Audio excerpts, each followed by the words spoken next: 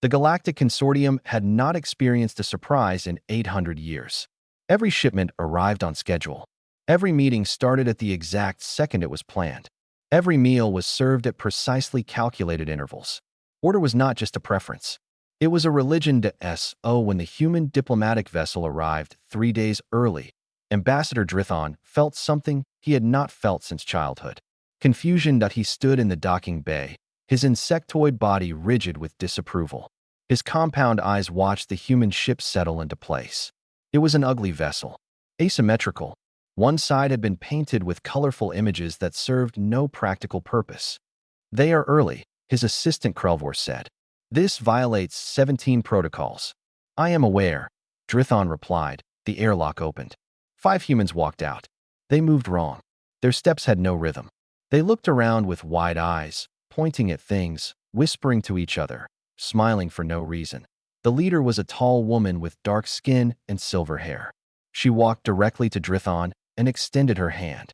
"Ambassador Drithon, I'm Rosa Okonkwo. Sorry we're early. We caught a good solar wind, and our pilot said we might as well ride it." Drithon stared at her hand. He knew from briefings that humans used physical contact as greeting. It was unsanitary, inefficient. He touched her hand briefly with one of his forearms. "You are 3 days early," he said. "This has disrupted our schedule." "Oh, we brought gifts to make up for it." Rosa turned and waved at her team. "Danny, bring the stuff." A young human male hurried forward carrying containers. He opened one, and a strange smell filled the air. "Rich, bitter, warm. Coffee," Rosa said. "And chocolate. Earth delicacies. We thought you might like to try them." "We do not consume unregistered substances," Krelvor said quickly. "Come on, just a taste. Live a little." Drithon did not understand this phrase. Live a little? He was already living. That was not something one did in portions. Before he could respond, one of the humans had wandered away from the group. A short female with messy hair was walking toward a maintenance corridor. "Where is she going?" Drithon demanded. Rosa looked over her shoulder. "Amara? Oh, she's just exploring. She's curious about everything. Don't worry, she won't break anything. She cannot simply wander the station. There are procedures, forms, approved pathways." "Really?" Rosa seemed genuinely surprised. "How do you discover new things if you only walk approved pathways?" This question made no sense to Drithon. Why would anyone want to discover new things? Everything that needed to be known was already documented. The next several hours were a disaster of protocol violations. The humans brought their own food to the welcome dinner. They interrupted the formal speeches with questions. They laughed too loudly. They told stories that had no educational value, and they kept asking why. Why do meals happen at exactly the same time each day? Why do all buildings look identical? Why does music require a permit? Why do you need approval to change your job? Why? Why? Why? No one asked why. That was not done. Things were the way they were because that was the correct way. Questions suggested imperfection. The consortium was not imperfect. Late that night, Drithon sat in his quarters reviewing reports. 17 protocol violations. 43 unauthorized conversations. One human had taught a group of young Malvari workers something called a card game. His communicator chimed. It was Rosa. "Ambassador, I hope I'm not disturbing you." "You are. What do you require?" "I just wanted to apologize if we've caused any trouble. We're not trying to be difficult. This is just how humans are. We're curious. We like to talk to people. We get bored easily." "Bored?" "Yeah. When things are too predictable. Too same. It makes us restless." Drithon considered this. "You become uncomfortable when things function correctly. I guess you could put it that way." She laughed. It was a strange sound. Not unpleasant. "Look, we really do want this diplomatic mission to succeed. Earth needs allies. So just tell us the rules, and we'll try to follow them. I will have a list prepared." "Great. Oh, one more thing. Tomorrow we're planning to do a cultural exchange presentation. We brought instruments. Live music. Live music is not performed on this station. We have approved recordings." "Right, but this is different. It's improvised. Made up on the spot. Different every time." Drithon felt that confusion again. Music that was different every time? How could that be organized? How could it be controlled? "This is highly irregular," he said. "I know. That's what makes it fun." Fun. Another human word that translated poorly. It seemed to mean enjoyment without purpose. After she disconnected, Drithon sat in silence. He had studied humans before their arrival. He knew they were chaotic, unpredictable, emotional. He had prepared himself. He had not prepared himself for how contagious they were. Already he had heard Krelvor humming, without authorization. Two maintenance workers had been seen eating chocolate in a storage room. A junior administrator had asked a question in a meeting. The humans had been on the station for less than 1 day. Drithon looked at the container of coffee Rosa had given him. He had not tried it. That would be inappropriate. He opened the container. The smell was extraordinary. He took one small sip. His eyes widened. Perhaps, he thought, perhaps the humans were more dangerous than anyone had imagined. Pelnor had been a junior administrator for 40 years. In that time, he had filed 6 million reports. He had never once questioned why. Now he questioned everything. It started when they assigned him to monitor the humans. A simple task. Watch them. Document their violations. Report anything unusual. Everything was unusual. On his first day of observation, he watched the human engineer Danny take apart a maintenance drone. This was forbidden. Only certified technicians could touch station equipment. But Danny did not seem to care about certifications. "This thing is working way too hard," Danny said, holding up a circuit board. "Look at this routing. It's doing 3 unnecessary loops every cycle. No wonder you need so many of them. You cannot modify station property," Pelnor said. His amphibian skin was changing color with stress. "I'm not modifying. I'm improving." Danny grinned. "Watch this." He reassembled the drone in less than an hour. When he activated it, the machine hummed with new energy. It completed its cleaning route in half the time. "See, easy fix. This is a violation of Protocol 447B. Sure, but now you have a faster drone." Pelnor did not know how to respond. The drone was faster. That was good, but it had been achieved through violation. That was bad. How could something be good and bad at the same time? He added this to his growing list of human contradictions. The next week brought more chaos. The humans introduced coffee to the Malvari delegation. At first, everyone refused. Unregistered substances were not consumed.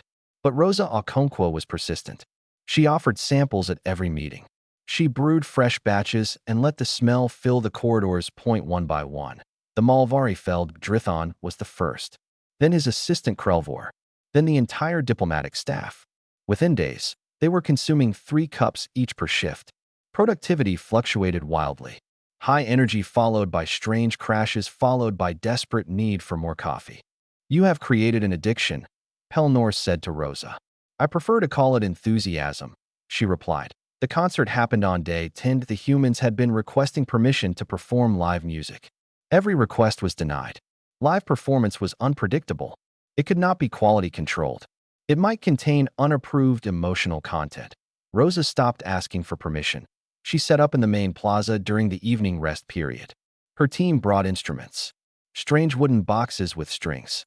Metal tubes with holes. Drums of various sizes. When they began to play, Pelnor expected security to intervene. But something strange happened. People stopped to listen. At first, 10. Then 50. Then 300 beings from a dozen species stood in the plaza, motionless. The music was not like approved recordings. It twisted and turned. It sped up and slowed down. The humans seemed to be inventing it as they went, responding to each other, building something that had never existed before. Pelnor felt his heart's beating faster. His skin was changing colors rapidly. He did not know what emotion this was. He had never felt it before. When the music stopped, there was silence. Then one young Malvari began striking their upper limbs together. This was a human gesture called applause. Soon others joined. The sound filled the plaza. 17 beings filed formal complaints. 43 requested encore performances. The rest simply stood in confused silence, trying to understand what had happened to them. Pelnor filed his report that night. He listed all violations: unauthorized use of public space, unregistered audio output, emotional manipulation of consortium citizens. But his hand hesitated over the send button. The human doctor, Amara, had done something unusual that day too. An elderly Krethvana scholar had come to the medical bay with joint pain. Standard procedure was diagnosis, treatment, dismissal. Efficient. Quick. Amara spent 2 hours with the patient. She asked about their life, their family, their fears. She held their hand while discussing the treatment options. The scholar left not just with medicine, but with what Amara called comfort. The word spread. Other beings began requesting the human doctor. They wanted someone who would listen, someone who would touch them gently and ask how they felt. This was chaos. This was disorder. This was everything the consortium had worked for 3,000 years to eliminate. But the beings who visited Amara seemed happier than Pelnor had ever seen anyone. He did not send his report. Instead, he sat in his quarters and thought about the music. He thought about the way Danny's eyes had lit up when his drone worked faster. He thought about Rose's laugh. He picked up a data pad and began to write. Not a report. Something else. Something that had no practical purpose. Words arranged in patterns that felt right rather than followed regulations. Later, he would learn that humans called this poetry. The Siltari had not written poetry in 800 years. It was considered wasteful, inefficient, emotional. Pelnor wrote until the station lights dimmed for night cycle. He wrote about the music, about the colors of his skin when he felt things he could not name, about the strange ache of wanting something without knowing what it was. When he finished, he felt exhausted. He also felt alive. He looked at his abandoned report. 17 violations. 43 instances of chaos. One concert that changed everything. He deleted the report. Some things, he decided, were not meant to be filed. 3 months after the humans arrived, the chaos had spread to 12 stations and 4 colony worlds. High Coordinator Zelmith stood before the Emergency Council. Her exoskeleton was rigid with tension. Her voice carried the weight of 3,000 years of order. "We are facing a contamination," she said. "Not biological. Something worse. The humans have infected our society with disorder." The council chamber was silent. Representatives from 20 species listened as she presented the evidence that on mining colony Theta 9, human workers had introduced something called a weekend. 2 days of rest after every 5 days of work. Production had initially dropped by 30%. The consortium had prepared disciplinary measures, but then something unexpected happened. After 1 month, production increased by 50%. Workers who rested produced more than workers who did not rest.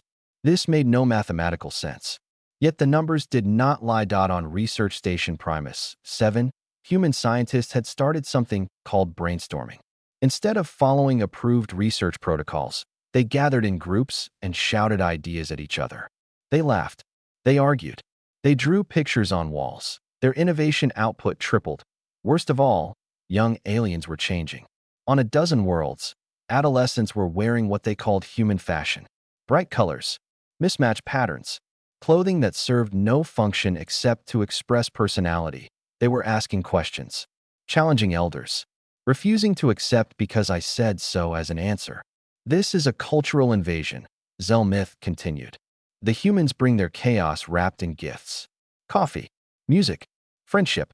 But make no mistake, they are destroying everything we have built." A voice spoke from the back of the chamber. Ambassador Drithon rose slowly. "High Coordinator, may I speak?"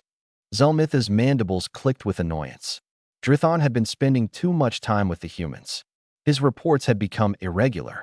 Last week, he had submitted a document containing humor. "You may speak," she said. Drithon walked to the center of the chamber. He moved differently now. His steps had a rhythm that was almost musical. "I have observed the humans closely," he said. "I have studied their chaos. And I must tell you something that frightens me." The council leaned forward. "They are not trying to destroy us. They do not have a plan. They are simply being themselves. And that is far more dangerous." He pulled up data on the central display. Statistics, charts, numbers that told a story. Every station touched by human influence shows the same pattern. Initial disruption, confusion, resistance, and then something we have never measured before. Happiness. The word hung in the air. Happiness was not a consortium metric. It served no function. Worker satisfaction has increased by 300% on affected stations. Medical visits for stress-related illness have dropped by half.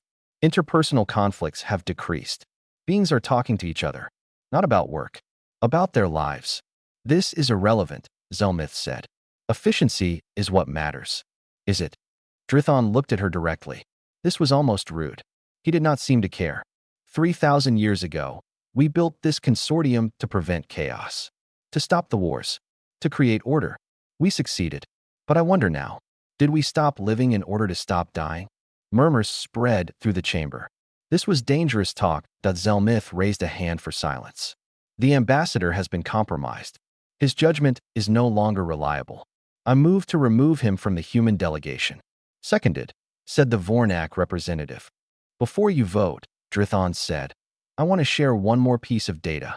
Last night, I heard something I have not heard in my entire life. My assistant, Krelvor, was laughing. Not nervous laughter. Not polite laughter. Real laughter. At nothing important. At a joke a human told. He paused. When did any of us last laugh? The chamber was silent. In the end, Drithon was removed from the delegation. But the damage was done. His words spread through the consortium networks. Beings on 100 worlds began to ask the question, when did we last laugh? Meanwhile, the humans continued their quiet invasion. Rosa Okonkwo announced Project Butterfly. Small teams of humans would travel to any station or colony that requested them. They would bring only themselves, their music, their stories, their terrible jokes, their infectious curiosity. We're not here to change you, Rosa said in her announcement. We're just here to share. That's what humans do. We share. 40 stations requested human visitors. On the Prethkai homeworld, the most ancient species in the consortium received their first visitors in 5 centuries. The Prethkai were dying. Their birth rates had fallen to near zero. They had achieved perfect order and found it empty. The humans sent David Oyelerin, an anthropologist who loved asking questions. He sat with the ancient beings in their crystalline gardens and asked about their history, their art, their dreams. The Prethkai had not spoken of dreams in 1,000 years. Within a week, David had taught them chess. Within a month, 2 Prethkai had written poems. Within 3 months, their first child in a century was born. They named her Hope. When Zelmith heard this report, she felt something she had never felt before. Not anger, not confusion, fear. The humans were not destroying the consortium. They were waking it up, and she did not know if she could stop them. Supreme Administrator Vethrak was the oldest living Malvari. He had seen empires rise and fall. He remembered the time before order, and he was terrified. In his private chamber, deep beneath the capital city of the Malvari homeworld, he watched recordings of human behavior. He had watched them 1,000 times. Each viewing revealed something new, something worse. The humans did not conquer with weapons. They conquered with smiles, with questions, with the simple act of caring about strangers. His door chimed. The other members of the old guard entered. Representatives from the 7 founding species of the consortium. All ancient, all afraid. It is worse than we thought, said Threlok of the Vornak. The contamination has reached the outer colonies. Even the military stations are affected. How? Vethrak asked. The military was supposed to be immune. The humans sent a cook. One cook. She taught the soldiers to make something called pizza. Now they gather every evening to eat together. They talk. They share stories of home. Unit cohesion has increased by 200%. Vethrak closed his eyes. Even their military had been improved by chaos. We must remember why we created the consortium, he said. 3,000 years ago, we were destroying each other. The Malvari and the Vornak had been at war for centuries. The Krethvana civil conflict killed billions. Chaos was not beautiful. It was blood and fire and endless suffering. The others nodded. They remembered, or they had studied the histories so deeply that the memories felt real. Order saved us, Vethrak continued. Strict protocols, predictable systems, the elimination of emotion from governance. We gave up joy to prevent sorrow. We gave up surprise to prevent disaster. And now the humans threaten everything, Threlok said. Not threaten. They do not even understand what they are doing. That is what makes them so dangerous. They spread chaos like a disease. Without intention, without malice, simply by being what they are. The old guard discussed options. War was impossible. The humans were too numerous, and their military was terrifyingly effective. Economic sanctions would fail. The human economy was too chaotic to control anyway. In the end, they chose bureaucracy. Order 447, Vethrak announced. A complete embargo on human contact. Any station that hosts humans will lose consortium funding. Any species that trades with Earth will face restrictions. We will isolate them until the contamination dies. The motion passed unanimously, but Vethrak knew it might already be too late. Across the galaxy, Rosa Okonkwo received the news on her datapad. She read the order twice. Then she laughed. Her team gathered around her in their quarters on Station Harmony, 12. They're trying to quarantine us, she said. Like we're a virus. Are we surprised? Danny asked. We've turned their whole system upside down. They're scared, Amara said softly. I've seen that look before. Impatients who don't want to admit something is wrong. They push away the people trying to help them. Rosa nodded. So what do we do? The team was silent for a moment. Then David O'Yelleran spoke. He had just returned from the Prethkai homeworld, where he had witnessed a species begin to live again. We don't fight them, he said. We don't resist. We just keep being human. We keep being kind. We keep asking questions and making friends and sharing our terrible coffee. That's your plan. Danny laughed. Kill them with kindness. It's not a plan. It's just who we are. Rosa stood and looked out the viewport at the stars. Somewhere out there, billions of beings were living under perfect order. Working, eating, sleeping, following protocols, never asking why. She thought about Drithon, who had risked everything to speak the truth. She thought about Pelnor, whose poetry had spread through the Siltari networks like wildfire. She thought about the Prethkai child named Hope. David is right, she said. We didn't come here to start a revolution. We came to make friends. That's what we'll keep doing. She turned to face her team. Project Butterfly continues. Every station that will have us. Every colony that opens its doors. We go. We share. We listen. We care. Even if they try to stop us. Amara asked. Especially then. Kindness is most powerful when it's unexpected. Danny grinned.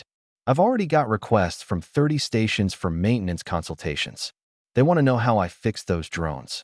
And I have 100 messages from beings asking about poetry, said a new voice. They turned. Pelnor stood in the doorway. His amphibian skin was shifting through colors of emotion. Nervousness. Hope. Determination. I want to help, he said. I know I was supposed to be monitoring you, reporting your violations. But I cannot do it anymore. You have shown me something I did not know I was missing. What's that? Rosa asked. A reason to wake up. Something to feel. A life worth living. Rosa crossed the room and put her hand on his shoulder. A human gesture. Strange. Warm. Real. Welcome to the chaos, she said to Pelnor's skin flushed with color. Thank you, he said. I am honored to be infected. Somewhere in the depths of the Malvari homeworld, Vethrak felt a chill run through his ancient body. Order 447 had been issued. The quarantine had begun. But he knew, with a certainty that came from centuries of experience, that it would not be enough. The humans were coming, and they brought kindness. The order came at midnight. Every screen on every station displayed the same message. Order 447. Complete human isolation. Effective immediately. David O'Yelleran was in the crystalline gardens of the Prethkai homeworld when he received the notification. The ancient beings around him read the same words on their own devices. For a long moment, no one spoke.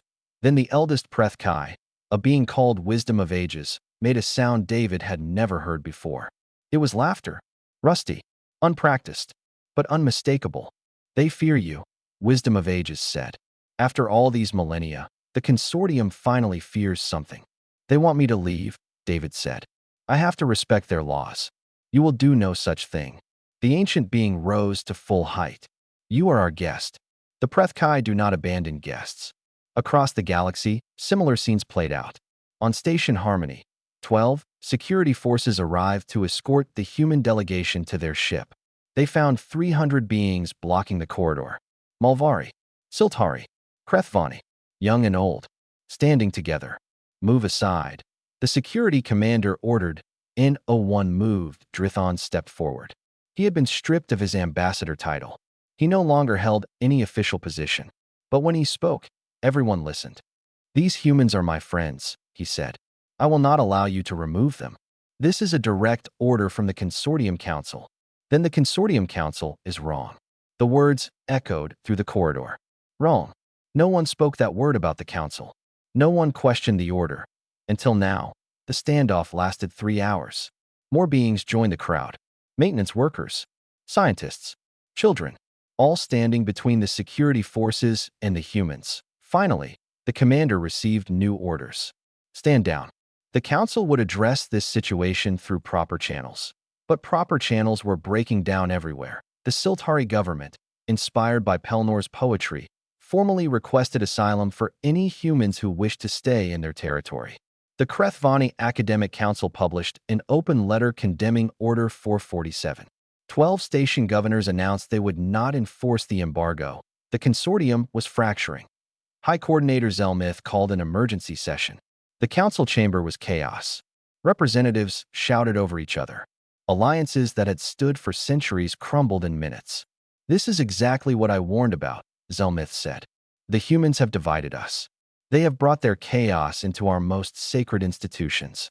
"No," said a voice from the chamber floor. "We divided ourselves. The humans simply showed us what we had forgotten." It was Drithon. He had no right to be there. He had no official standing. But he walked to the center of the chamber anyway. 3,000 years ago, we chose order over chaos. It was the right choice. The wars had to end. But somewhere along the way, we forgot why we wanted peace in the first place. He looked around the chamber at the representatives of 47 species. We wanted peace so we could live. But we stopped living. We just existed. Following rules. Filling reports. Marking time until death. "Enough," Zelmith said. "You have no authority here. I have the authority of truth." The humans did not bring chaos. They brought life. Laughter. Music. Curiosity. All the things we sacrificed on the altar of order. You are a traitor to your species. Perhaps. Or perhaps I am the first Malvari in 1,000 years to actually feel something. The chamber erupted. Half the representatives demanded Drithon's arrest.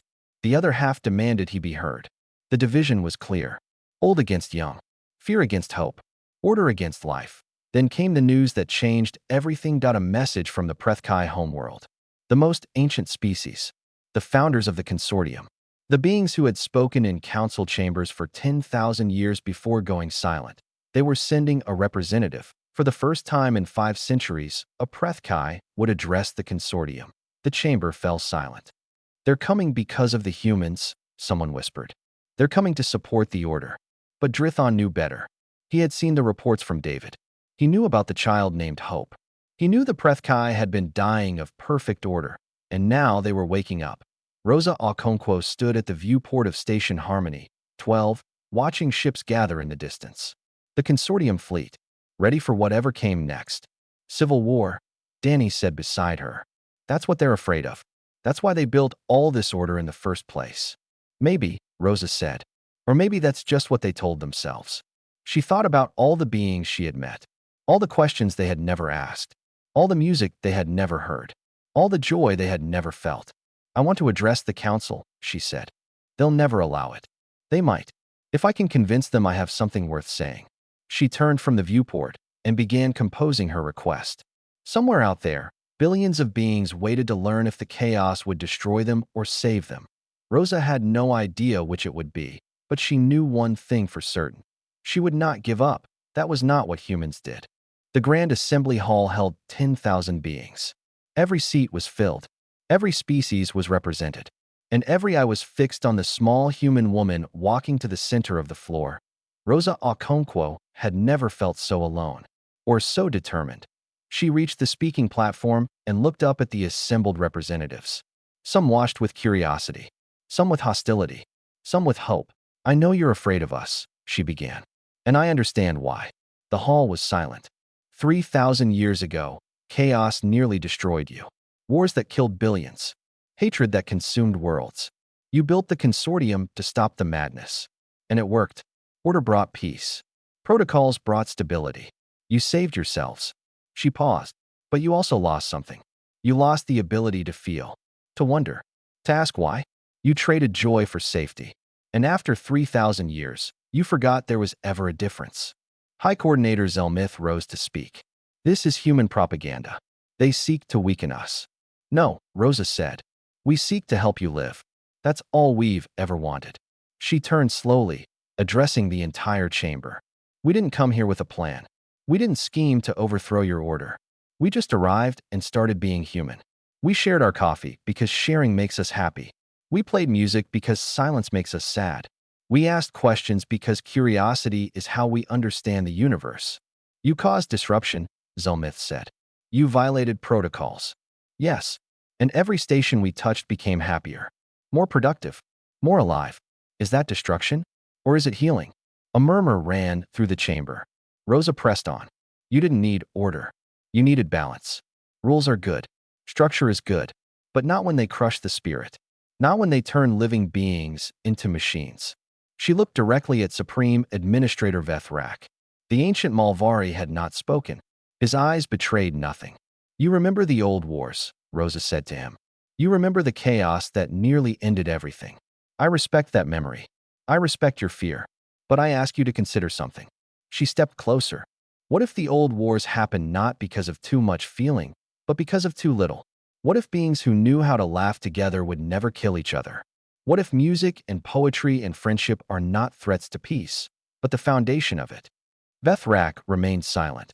Then a new voice filled the chamber. Old, resonant, musical in a way that no consortium language had been for millennia. The Prethkai representative had arrived. She was ancient beyond measure. Her crystalline skin caught the light of 100 worlds. When she spoke, even Zelmith fell silent. For 500 years, we did not speak. We had achieved perfect order, perfect silence, perfect death. She moved to stand beside Rosa. Then the human came. David. He asked us questions we had forgotten to ask ourselves. He taught us games. He shared stories. He made us laugh. Her voice softened. Last month, a child was born on our world. The first in a century. We named her Hope. She exists because a human reminded us that existence requires more than survival. She faced the council. The humans are not a threat. They are a cure. We were dying of perfection. They taught us to live again. If that is chaos, then chaos is what we need. The vote came 3 hours later. Order 447 was revoked by a margin of 60%. A new charter was proposed, one that would balance order with flexibility, control with freedom, protocol with humanity. 1 year later, Drithon stood on the observation deck of Station Harmony and Jazz. That was its new name. The old name had been too orderly. Below him, the plaza was filled with beings from a dozen species. Some were dancing, some were playing music, some were simply sitting together, talking about nothing important. Rosa joined him at the railing. Regrets? She asked. None. He made the Malvari equivalent of a smile. Although I still do not understand your puns. Nobody understands our puns. That's what makes them funny. This makes no logical sense. Exactly. They stood together, watching the chaos below. Somewhere, a Siltari was reciting poetry. Nearby, a Malvari child was playing chess with a Krethvani elder. In the coffee shop, a line stretched around the corner. We changed things, Rosa said. You changed things. We simply allowed ourselves to be changed. That's the hardest part. Letting go of control. Accepting that chaos is not the enemy. Drithon nodded slowly. I still fear it sometimes. The disorder, the unpredictability. 3,000 years of conditioning does not vanish in 1 year. That's okay. Fear is human too. Well, not human. Universal. The point is what we do with it. And what did you humans do with your fear? Rosa smiled. We made friends anyway. Below them, Pelnor was teaching a group of young aliens to write poetry. His skin shifted through colors of joy. Nearby, Danny was explaining engineering principles to anyone who would listen. The galaxy was not perfect. Arguments happened. Mistakes were made. Ships arrived early and late. Meetings ran long. Nothing worked according to schedule, and somehow, impossibly, beautifully, everything was better. Drithon looked at the stars and felt something he had never felt before. Not confusion, not fear, something warmer. What is this feeling? He asked Rosa. She followed his gaze to the infinite dark, filled with light. That's hope, she said. Welcome to being alive. He did not fully understand, but for the first time in his long life, he was happy not understanding. That, he was learning, was what it meant to be human.